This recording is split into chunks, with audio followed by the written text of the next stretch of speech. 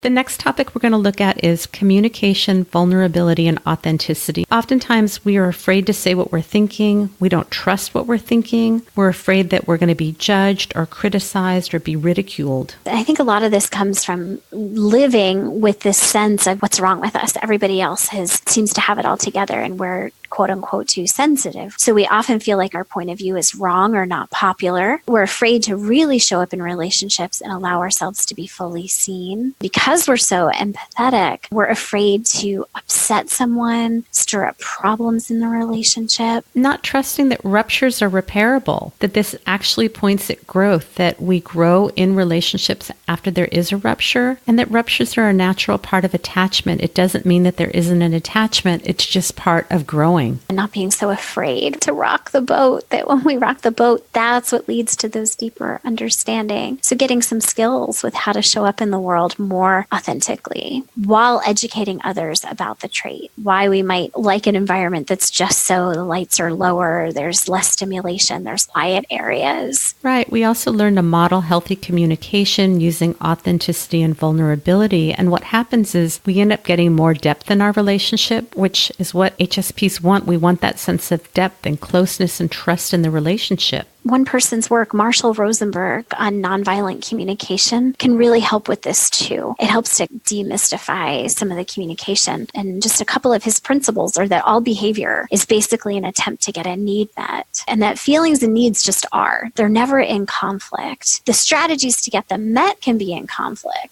That requires some creative problem solving, and ultimately life is very figure outable, that we don't have to get into these fights really about like who gets to write what's going on here. So one word that I like to use is intimacy, that's into me you see.